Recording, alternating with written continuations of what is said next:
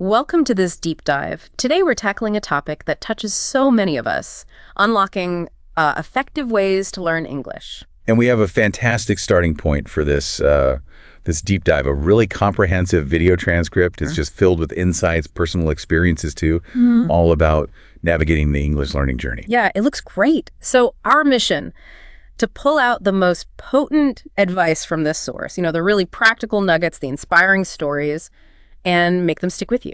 Think of it as your shortcut, maybe, to some really valuable perspective on learning a language. Okay, let's unpack this. Where do we start? So diving into this source, where does it suggest we kind of lay the foundation? It immediately emphasizes the absolute core skills, the building blocks. Right. And right at the top, maybe surprisingly for some, is listening. Yeah, and what this source material really drives home is why listening is so foundational.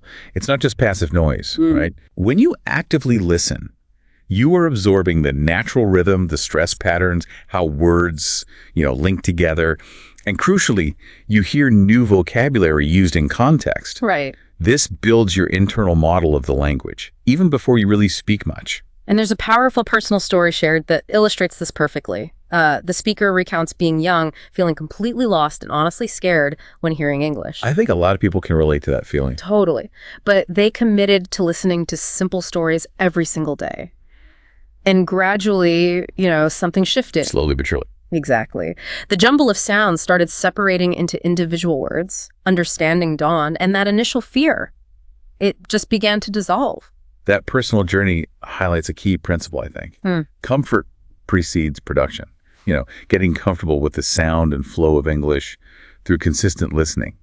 Using simple things like stories, songs, or even news that builds that essential comprehension base, and it quiets the anxiety. Yeah. It's about letting the language kind of wash over you first. Yeah, absolutely, letting it soak in.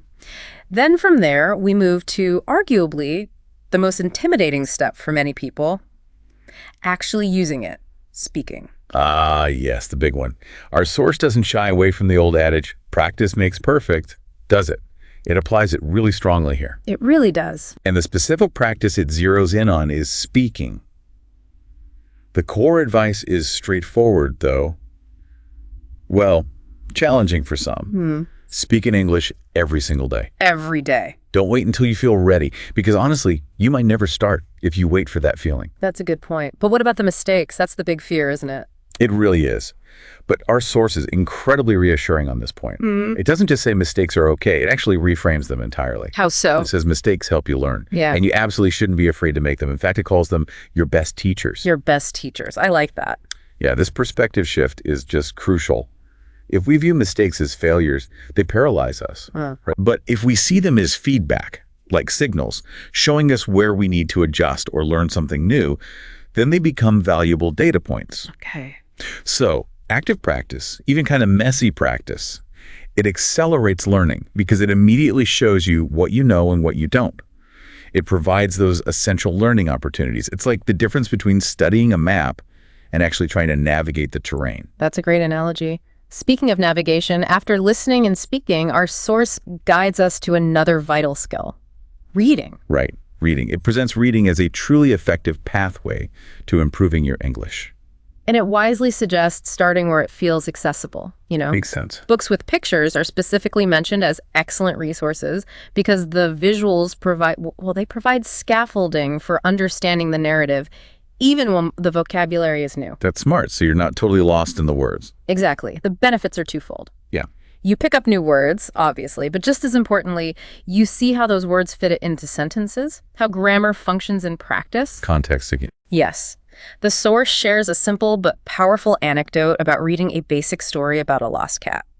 They learned so many new words from just that one simple tale. Wow. And the consistent message. The more they read, the better their English became. Simple as that. And this demonstrates how reading provides immersion in correct sentence structure and a wider array of vocabulary within meaningful context. It sort of reinforces what you might hear or try to speak. Right.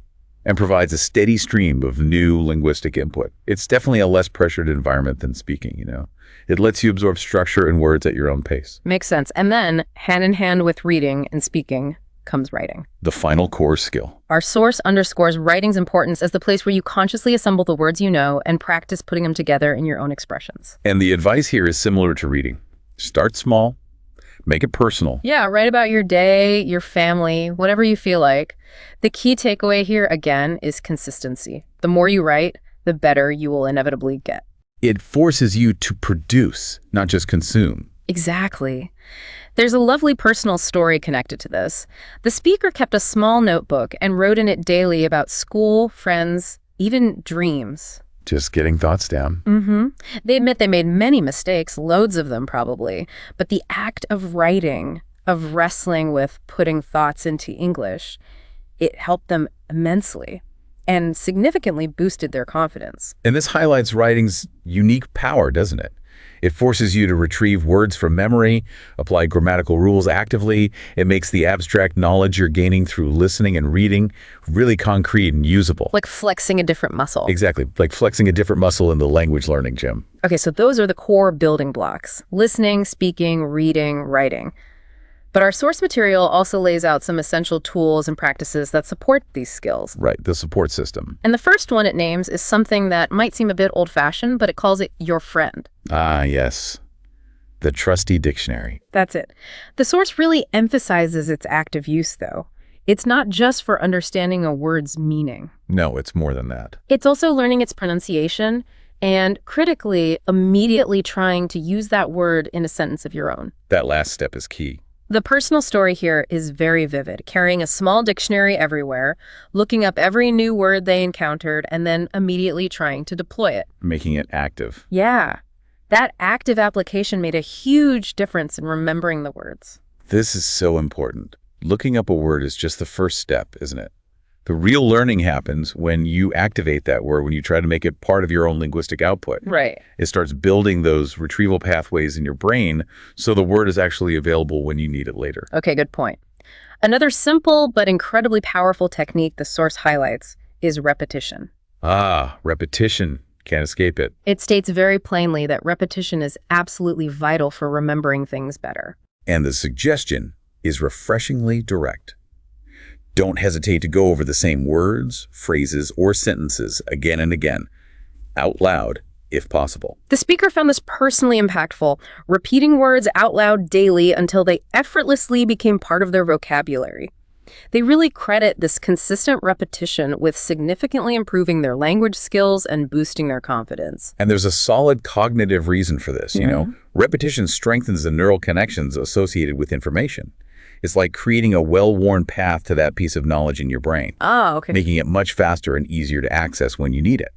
Consistent review isn't just busy work. It's literally rewiring your brain for better recall. Wow. Building on that idea of consistent effort, the source also groups together some practical habits like staying organized, taking notes, and regular reviewing. The practical stuff. It links organization directly to making learning easier. Keeping notes in one place, making word lists, setting even a simple study schedule helps maintain focus. And note-taking is presented as pretty fundamental. When you learn something new, jot it down.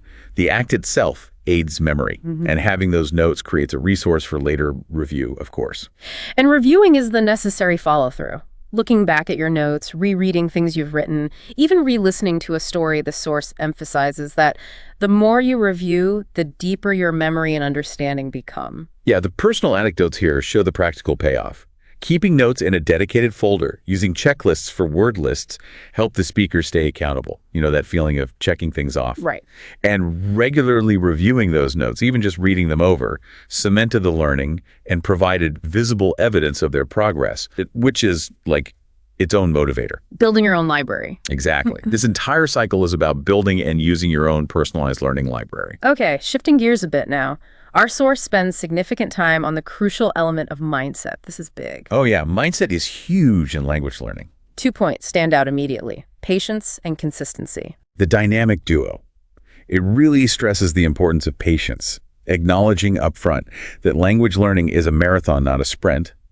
It just doesn't happen overnight. No. The message is, be patient with yourself. There will be challenging moments, for sure, but don't give up.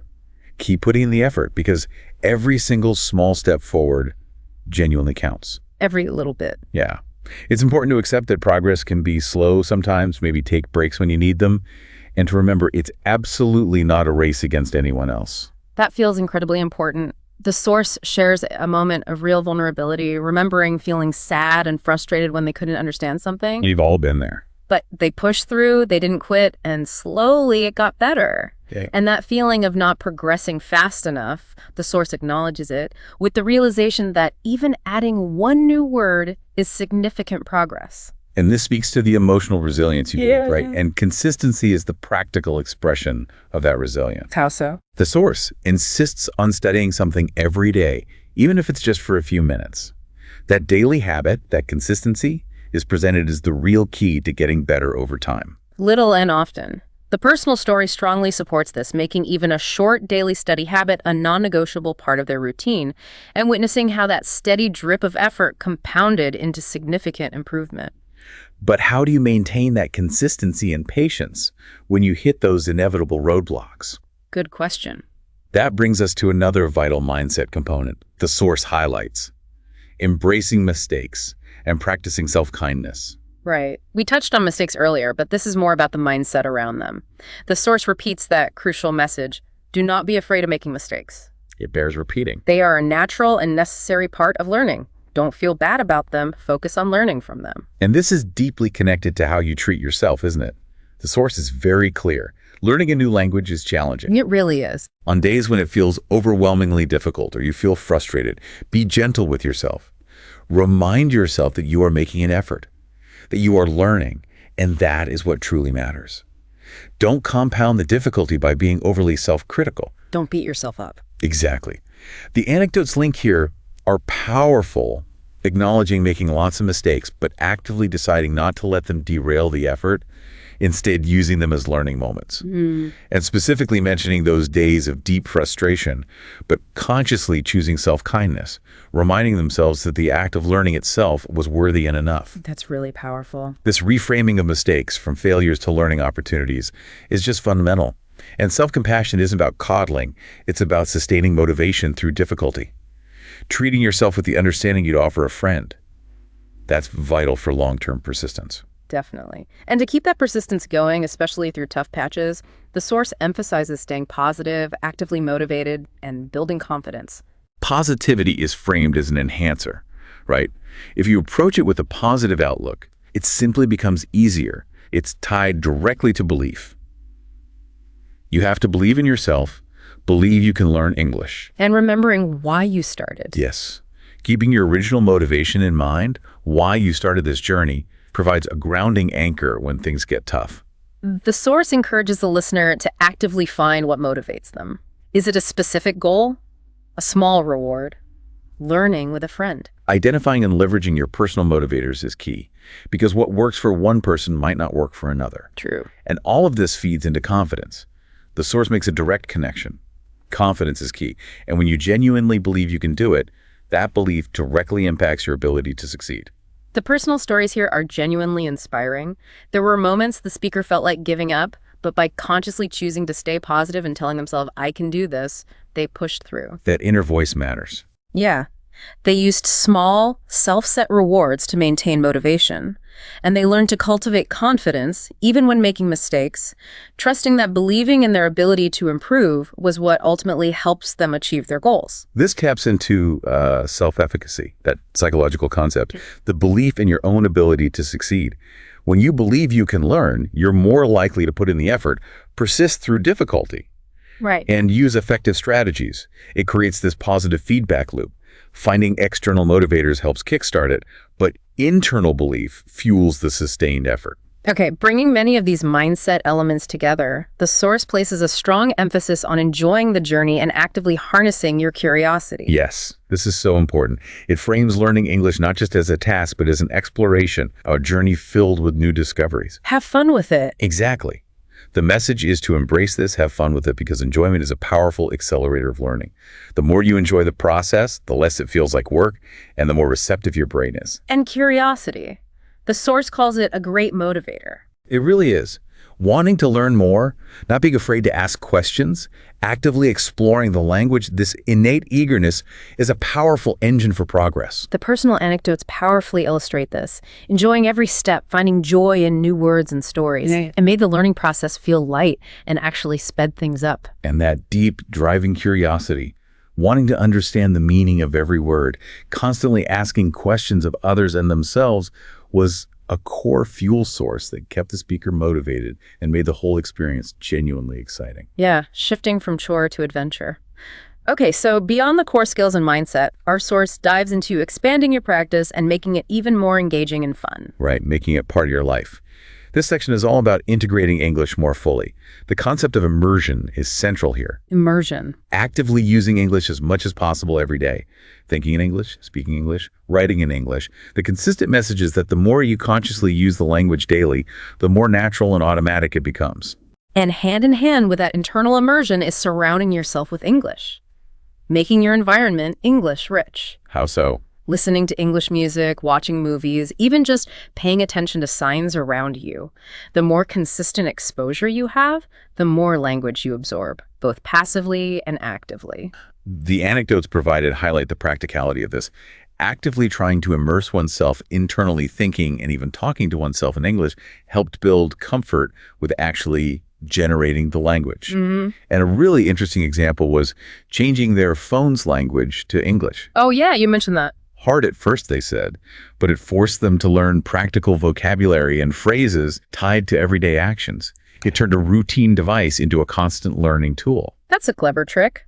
And related to that idea of immediate practical use, our source strongly advises using new things you learn right away. Use it or lose it, basically. Pretty much. It's a simple but highly effective strategy. When you learn a new word or phrase, make a conscious effort to use it immediately in a sentence, whether you're writing or speaking. Why? Because, as the source says, the more you use it, the better it sticks in your memory. Right. The speaker provides a wonderfully concrete example. Learning the word beautiful and then just using it constantly throughout the day to describe everything. The sky, flowers, even their breakfast. Aha, beautiful breakfast. That consistent, immediate application cemented the word for them. And this taps into the principle of output practice. It forces your brain to retrieve the new information and integrate it. Passive recognition is one thing, but actively producing it makes the knowledge far more robust and readily available. Okay. Now, the source really emphasizes moving beyond just textbooks and traditional methods, making learning dynamic. Getting creative. It lists a wealth of engaging tools and practices. Fun things like games, flashcards, visual aids, pictures, videos, charts are mentioned. Games make it feel less like studying, right? And visuals make abstract concepts more concrete, easier to remember. Totally. Creative methods are also heartily encouraged. Singing songs helps with rhythm, pronunciation, vocabulary, and it's fun. Making up little stories turns learning into a playful exercise. Drawing pictures for words, writing simple poems or songs. These creative acts engage different parts of your brain and make the learning personal.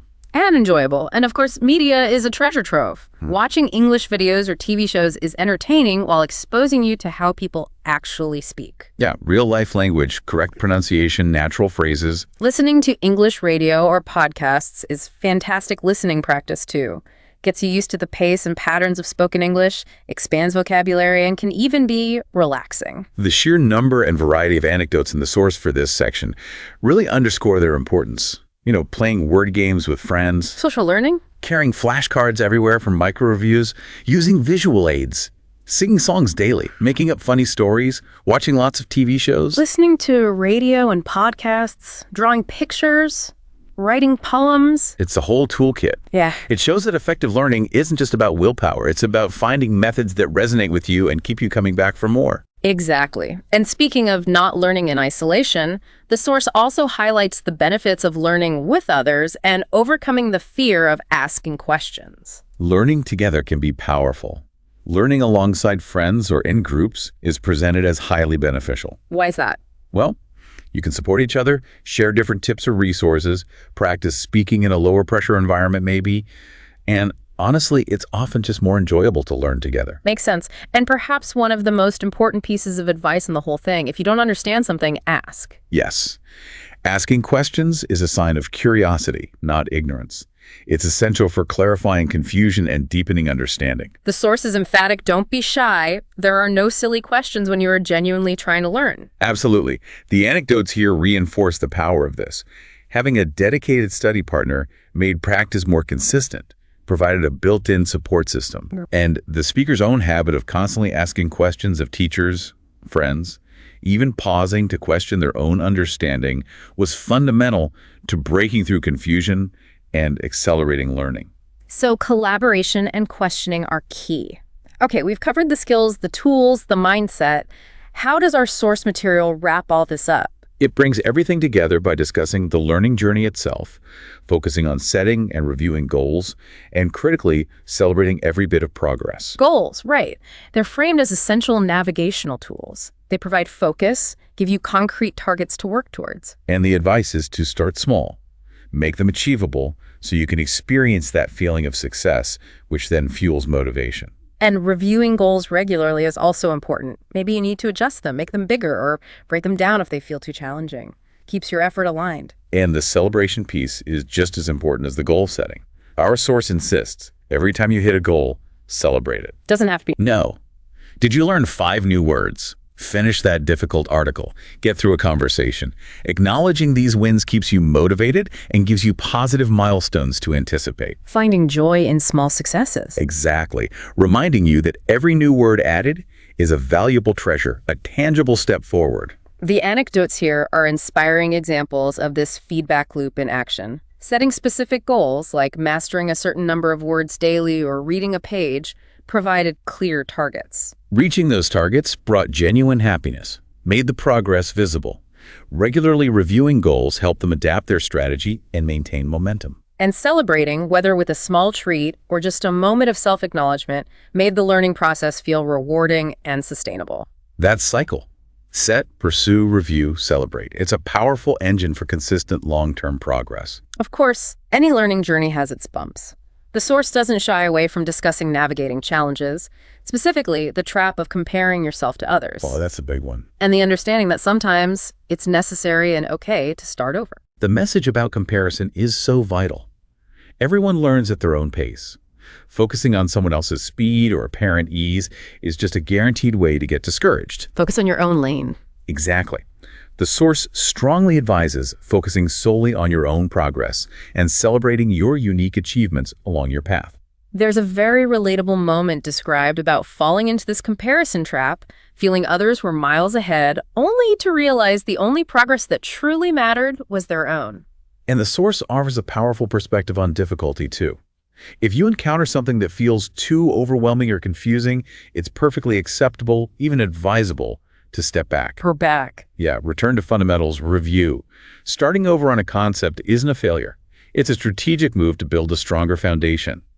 The anecdote about having to revisit basics and review earlier material and how this ultimately led to better understanding reinforces that this isn't a setback. It's part of building solid knowledge. Right, it challenges that idea that learning must be a straight line forward. Okay. And finally, our source beautifully brings all these diverse tips and perspectives together with a unifying analogy. Yes, the garden analogy. I like this part. It compares learning English to planting a garden. It's a lovely metaphor. It breaks down the components. Every single word you learn is like planting a seed. And every sentence you manage to form, every idea you express is like a blooming flower emerging from those seeds. And like any garden, this language garden requires consistent care. It needs patience, diligent attention, and real dedication. And the reward. A garden that will grow, flourish, and bloom beautifully. Yeah. The source connects this back to the entire learning journey, emphasizing that the real beauty isn't just reaching some distant point of fluency, but savoring and enjoying every single step of the cultivation process. Every small step you take brings you closer. It's vital to celebrate each moment and never lose sight of the inherent joy in learning and growing itself. This analogy perfectly encapsulates the organic, cumulative, nurturing nature of language acquisition, doesn't it? It really does. It's not a machine you build. It's a living thing you help grow with consistent effort and care, finding beauty and reward at every stage, not just the end. And there you have it, a deep dive into a source packed with practical wisdom and personal insights on learning English. It's a powerful reminder that consistency, a positive and resilient mindset, embracing diverse and engaging methods, and finding joy in the process are truly the keys. It offers a really comprehensive map, I think, for anyone on this journey. Absolutely. And building on that beautiful garden analogy from the source, here's a thought for you to take away and maybe cultivate. Considering your own English learning journey, like planting a garden, what specific seeds are you committing to planting this week? And what small blooms can you consciously look for and celebrate along the way?